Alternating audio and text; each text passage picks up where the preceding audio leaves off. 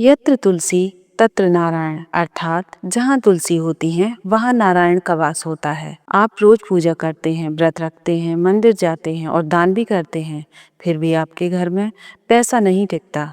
बीमारी और क्लेश आपके परिवार का पीछा नहीं छोड़ते। कहीं ऐसा तो नहीं कि आप भी अनजाने में अपने घर के मुख्य दरवाजे पर यमराज को निमंत्रण दे रहे हैं।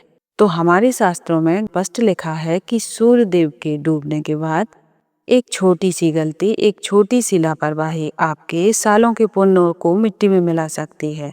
बहुत से परिवार मेहनत करने के बाद भी दुखी रहते हैं, सिर्फ इसलिए क्योंकि शाम के समय तुलसी के पौधे के पास वह एक काम करना भूल जाते हैं जो उनके घर की रक्षा करता है। तो आज के वीडियो में हम जानेंगे कि तुलसी के पास दीपक जलाने का सही नियम और महत्व। हमारे शास्त्रों में 24 घंटों को अलग अलग भागों में बांटा गया है, लेकिन इनमें से सबसे ज्यादा संवेदनशील, भारी और शक्तिशाली समय होता है गोधूली बेला।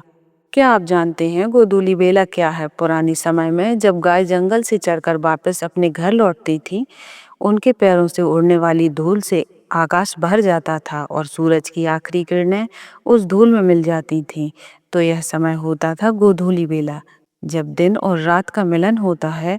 यह संध्या काल है। हमारे ऋषि मुनि कहते हैं कि यह वह समय होता है जब देवी शक्तियाँ और आसुरी शक्तियाँ दोनों ही वातावरण में सबसे अधिक सक्रिय होती हैं।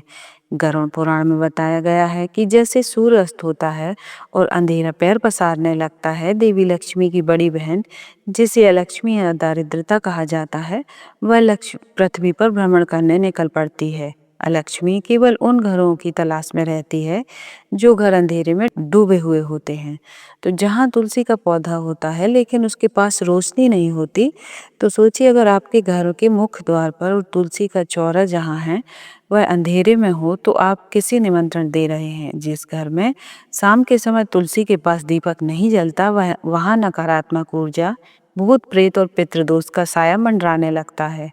तुलसी कोई साधारण पौधा नहीं है, वह साक्षात वृंदा है, वह हरि की प्रिया है, वह वैकुंठ का द्वार है। जब आप गोधूली बेला के समय ठीक सूरज डूबने के बाद अगर आप तुलसी के पास एक दीपक जलाते हैं, तो वह दीपक सिर्फ तेल और बाती का खेल नहीं होता। वह दीपक सुरक्षा चक्र बन जाता है, वह अग्नि की एक दीवार बन जाता है जिसे पार करके कोई भी बुरी शक्ति या फिर कोई भी दारिद्रता आपके घर के अंदर प्रवेश नहीं कर सकती। उस दीपक की लौ बताती है कि आपके घर में धर्म का वास है और इस घर में श्री हरि विष्णु के भक्त रहते हैं। इसलिए यमराज के दूत भी उस घर की ओर देखने से डरते हैं। जहाँ तुलसी के नीचे प्रकाश होता है, उस घर में कभी भी नकारात्मक ऊर्जा प्रवेश नहीं करती। इस महिमा को समझाने के लिए आपको पद्म पुराण से जुड़ी एक अत्यंत प्राचीन कथा सुनाती हूँ। बहुत समय पहले अवंतिका नगरी में धनंजय नाम का एक बहुत बड़ा व्यापारी रहता था। उसके पास धन की कोई कमी नहीं थी, सोने चांदी के ढेर थे, लेकिन उसके मन में धर्म के लिए कोई जगह नहीं थी। वह नास्तिक था। उसने अपने जीवन में कभी मंदिर की सीढ़ियां नहीं चढ़ी और ना ही कभी तुलसी के पास एक भी दीपक जलाया था। उसे लगता था कि उसका पैसा ही उसका भगवान है। उसी के पड़ोस में एक टूटी फूटी झोपड़ी में सुनंदा नाम की एक बूढ़ी विधवा रहती थी। सुनंदा के पास खाने को दाना नहीं था, पहनने को अच्छे कपड़े नहीं थे, लेकिन उसके पास एक अनमोल धन था। वह थी उसकी तुलसी भक्ति। चाहे आंधी आए, चाहे तूफान आए, सुनंदा हर शाम गोधूली बेला में अपनी झोपड़ी के बाहर तुलसी के पौधे के पास मिट्टी का एक छोटा सा दीपक जरूर जलाती थी। वह कहती थी कि हे माँ तुलसी, मेरे पास तुझे देने को घी नहीं है, लेकिन मेरे आंसुओं और मेरी श्रद्धा को स्वीकार करो। समय का चक्र घूमा और एक दिन धनंजय की मृत्यु हो गई, क्योंकि उसने जीवन भर केवल पाप और कंजूसी की थी।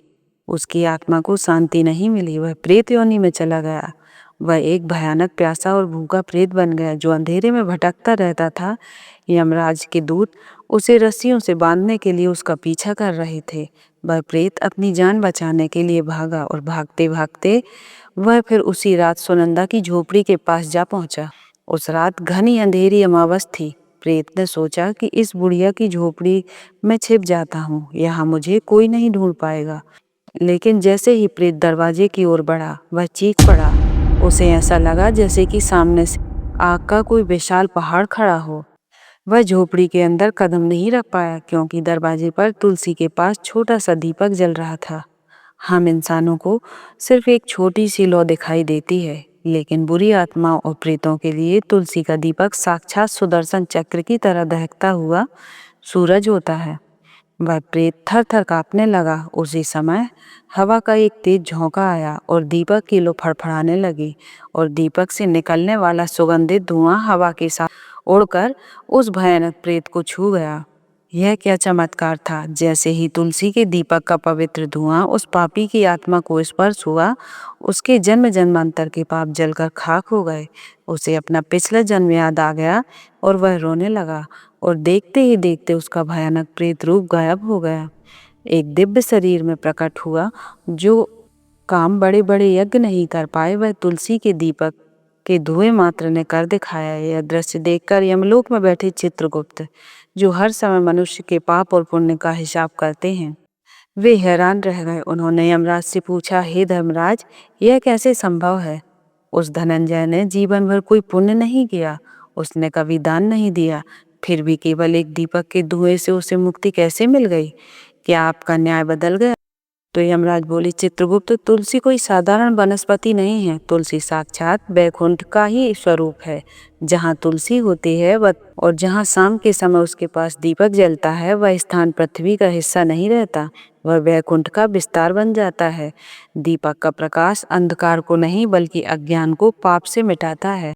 उस पापी धनंजय ने भले ही दीपक नहीं जलाया, लेकिन उसने अनजाने में ही सही तुलसी के दीपक का दर्शन तो किया और उसके धुएं का स्पर्श भी पाया। तो शास्त्रों का नियम है, जो व्यक्ति मृत्यु के समय या मृत्यु के बाद तुलसी के साय में या तुलसी के दीपक की रोशनी में आता है, उस पर मेरा यानी यमराज का दंड नहीं चलता, वह सीधे भगवान विष्णु के धाम का अधिकारी हो जाता है। इसलिए चित्रगुप्त, उस घर की ओर देखना भी पाप है जहाँ तुलसी की सेवा होती है। तो इस बात को, अगर एक पापी प्रेत को दीपक का धुआं मोक्ष दे सकता है, तो सोचिए अगर आप अपने जीते जी अपने हाथों से रोज शाम को नियम से तुलसी माँ के पास दीपक जलाएंगे, तो यमराज आपके पास आने की हिम्मत कैसे करेंगे? आपके पितृ जो शायद कष्ट में हो, वे भी उस रोशनी को देखकर तृप्त हो जाएंगे और आपको ऐसा आशीर्वाद देंगे कि आपकी 7 पीढ़ियां राज करेंगी।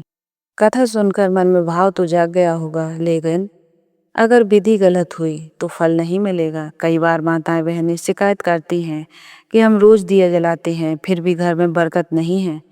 कारण आपकी भक्ति में कमी नहीं है, आपकी विधि में गलती है। शास्त्रों में स्पष्ट लिखा है, गलत तरीके से जलाया गया घर में दीपक घर में विनाश का कारण बनता है। आज मैं आपको बताऊंगी वो 3 गलतियां जो अनजाने में अधिकांश लोग कर जाते हैं। तो पहली गलती, समय का अपमान। अक्सर देखा गया है कि लोग रात को 8 से 9 बजे तक, जब पूरा अंधेरा हो जाता है और खाना खाने का समय होता है, तब जाकर तुलसी के पास दिया जलाते हैं। यह व्यर्थ है, यह केवल तेल की बर्बादी है। तुलसी के पास दीपक जलाने का सही समय होता है, जो वह गोधूली वेला यानी सूर्यास्त के ठीक 15 मिनट पहले से लेकर 15 मिनट बाद तक, जब आकाश में हल्की लालिमा हो और तारे दिखना ही शुरू हुए हों। अगर आप घोर अंधेरे में दिया जलाते हैं, तो यह यमदूतों के लिए नहीं बल्कि कीड़े मकोड़ों के लिए होता है। लक्ष्मी उस घर में कभी प्रवेश नहीं करती जहां शाम होते ही अंधेरा होने से पहले रोशनी हो जाती है। दूसरी ओर सबसे खतरनाक गलती, दीपक को भूमि पर रखना। यह गलती लगभग हर घर में होती है। हम जल्दी जल्दी में दीपक को सीधा जमीन पर या फिर मिट्टी पर रख देते हैं। यह पृथ्वी माता और अग्निदेव दोनों का अपमान माना जाता है। शास्त्र कहता है, दीपक को आसन दें, कभी भी दिया सीधे जमीन पर ना रखें। उसके नीचे थोड़ा सा अच्छा चावल रखें या फिर किसी प्लेट में रखकर तुलसी के गमले के किनारे पर आप रख सकते हैं, लेकिन सीधे जमीन पर नहीं रखना चाहिए। और ध्यान रहे, दीपक की जो लौ होती है वो कभी भी दक्षिण दिशा, साउथ डायरेक्शन की तरफ नहीं होनी चाहिए। दक्षिण दिशा यमराज की होती है और तुलसी के पास दीपक की लौ हमेशा उत्तर दिशा, नॉर्थ या पूर्व दिशा, ईस्ट की ओर रखें। उत्तर दिशा कुबेर और लक्ष्मी की होती है, पूर्व दिशा स्वास्थ्य की होती है और दक्षिण की तरफ लौ केवल श्राद्ध पक्ष में या किसी मृत्यु पर ही की जाती है। जीवित लोगों के घर में यह दोष पैदा करती है। तीसरी गलती, अपवित्र अवस्था और खुले केस। मेरी माताओं और बहनों, यह बात विशेष रूप से आपके लिए है। अक्सर शाम को काम करते हुए बाल खुले छोड़कर आप दिए जलाने चली जाती हैं। शास्त्रों में खुले बाल शोक और अशुभता का प्रतीक माने जाते हैं। खुले बालों के साथ जब आप पवित्र अग्नि प्रज्वलित करती हैं तो आप अनजाने में देवी लक्ष्मी को आमंत्रित करती हैं। दिए जलाते समय अपने सिर पर पल्लू रखें और अपने बालों को बांध लें। और एक बात, रविवार के दिन तुलसी के पास दीपक जरूर जलाएं, लेकिन रविवार को तुलसी को छूना वर्जित माना जाता है। रविवार को तुलसी माता भगवान विष्णु के लिए व्रत रखती हैं, तो उन्हें स्पर्श करने से व्रत टूट जाता है और घर में पाप भी लगता है। इसलिए रविवार को दूर से ही दीपक दिखाएं, स्पर्श ना करें। तो अगर आपसे अनजाने में भी यह गलतियां हुई हैं तो घबराइए नहीं, भगवान भाव के भूखे होते हैं। तो चलिए अब आपको तुलसी माता की परम पवित्र पूजा विधि बताने जा रहे हैं, तो जिसे अगर आपने अपने घर में आज शाम से ही करना शुरू कर दिया तो विश्वास मानिए कि आपके घर से वास्तु दोष, पितृ दोष और आर्थिक संकट कपूर की तरह जलकर हवा में विलीन हो जाएगा। विधि का पालन करना उतना ही जरूरी है जितना दवा का सही समय पर खाना। यदि समय सही है तो फल निश्चित है। सबसे पहले तैयारी की बात करते हैं तो गोधूली बेला के समय, यानी जब दिन और रात मिल रहे हों, तो उस समय आप हाथ पैर धोकर स्वच्छ वस्त्र धारण कर अगर स्नान कर सकें तो सर्वोत्तम होगा। लेकिन अगर संभव ना हो तो आप कम से कम 5 अंगों को जल से पवित्र करें, दोनों हाथों को, दोनों पैरों को और मुख को। पवित्रता ही ईश्वर को आकर्षित करती है। अब बात करते हैं दीपक की। शास्त्रों में मिट्टी के दीपक को सबसे श्रेष्ठ माना गया है। मिट्टी में 5 तत्वों का वास होता है और जब हम मिट्टी का दीपक जलाते हैं तो हम अपने मंगल ग्रह को मजबूत करते हैं। अगर मिट्टी का दीपक ना हो तो पीतल का दीपक ले सकते हैं, लेकिन भूल कर भी स्टील या लोहे के दीपक का प्रयोग तुलसी के पास नहीं करना चाहिए। यह अशुभ माना जाता है। और दीपक में क्या डालना है, तो सबसे महत्वपूर्ण है कि यदि आपके सामर्थ्य हो तो गाय के शुद्ध घी का प्रयोग करें। गाय के घी से दीपक जलाने से घर में साक्षात लक्ष्मी और नारायण का वास होता है। इससे देवगुरु बृहस्पति मजबूत होते हैं, जो धन और ज्ञान के कारक होते हैं। लेकिन अगर आर्थिक तंगी है और अगर आपकी आर्थिक स्थिति कमजोर है तो चिंता ना करें, आप तिल के तेल का भी दीपक जला सकते हैं। तिल का तेल भगवान विष्णु को अत्यंत प्रिय होता है और यह शनि की 7.5 और अढ़ैया के दुष्प्रभावों को काटता है। बस यह ध्यान रहे कि तेल या घी साफ होना चाहिए, जूठा ना हो, पहले से इस्तेमाल किया हुआ ना हो। दीपक में रुई की बाती कैसी होनी चाहिए, तो तुलसी माता के लिए हमेशा गोल बाती या फूल बाती का प्रयोग किया जाता है। लंबी बाती का प्रयोग पितरों और देवी के पूजन के लिए होता है, लेकिन विष्णु प्रिया तुलसी के लिए गोल बाती का प्रयोग किया जाता है, जो ऊपर की ओर मुख हो वही श्रेष्ठ होती है। यह आपकी आत्मा की उन्नति और स्थिरता का प्रतीक है। आप दीपक को स्थापित कैसे करते हैं, तो जैसे मैंने पहले कहा है कि सीधा जमीन पर ना रखें दीपक को कभी भी। दीपक के नीचे थोड़े से पीले चावल यानी अक्षत या फिर कुछ ताजे पुष्प का आसन दें। अक्षत का अर्थ है जिसका कभी क्षय ना हो, यानी उसकी संपत्ति कभी खत्म ना हो। दीपक का मुख हमेशा उत्तर दिशा की ओर रखें और अब हाथ जोड़कर पूरी श्रद्धा के साथ अपनी आंखें बंद कर लें और भाव मन में लाते हुए आप केवल एक दिया नहीं जला रहे हैं, बल्कि अपने जीवन के अंधकार को मिटा रहे हैं। दीप प्रज्वलित करते समय मंत्रों का उच्चारण करें और यह मंत्र आपके घर के चारों तरफ एक सुरक्षा कवच बना देगा। इस मंत्र का अर्थ यह होता है कि हे दीपक की ज्योति, आप मेरा शुभ करें, मेरा कल्याण करें और धन संपदा, मुझे निरोगी काया और धन संपदा प्रदान करें, मेरे शत्रुओं की बुद्धि का विनाश करें और मेरे मन से वैर भाव मिटाएं। यदि मैं और ओम नमो भगवते वासुदेवाय का निरंतर जाप करते रहें। दीपक जलाने के बाद वहीं खड़े होकर तुलसी माता की 3 बार प्रदक्षिणा करें। अगर आप जगह कम हो तो अपने ही स्थान पर 3 बार घूमकर प्रदक्षिणा कर सकते हैं। अंत में तुलसी माता की पास की भूमि को नमन करें और अपने माथे पर वहां की थोड़ी सी मिट्टी लगाएं। यह मिट्टी आपके भाग्य की लकीरों को बदल देगी। को टूटने ना दें। निरंतरता में ही सफलता की कुंजी है। दीपक देखने में बहुत छोटा होता है, दीपक होता है नाजुक सा, लेकिन उस छोटे से दीपक में घने से घने अंधेरे को चीरने का साहस होता है। उसी तरह छोटा सा उपाय तुलसी के पास जलने वाली एक छोटी सी लौ आपके जीवन में बड़े से बड़े दुखों और संकटों को काटने की शक्ति रखती है। आज से एक नियम बना लें कि एक संकल्प ले लें, चाहे आप कितने भी व्यस्त क्यों ना हो, चाहे आप कितने भी थके हुए क्यों ना हो, शाम के समय तुलसी माता के पास जाकर यह एक दीपक जरूर जलाएंगे। यह दीपक केवल तेल और बाती नहीं है, यह आपके पितरों के लिए आकाश दीप है जो उन्हें रास्ता दिखाता है। यह दीपक आपके बच्चों के उज्जवल भविष्य के लिए आशीर्वाद स्वरूप है, और जो आज आज से अपने घर में यह पवित्र नियम शुरू करेगा, उसके घर के भंडार कभी खाली ना हो। अन्नपूर्णा माता उसके घर की रसोई में सदैव वास करें और उसके घर से बीमारी, कर्ज, गरीबी और पारिवारिक कलेश हमेशा हमेशा के लिए अपना रास्ता बदल दे।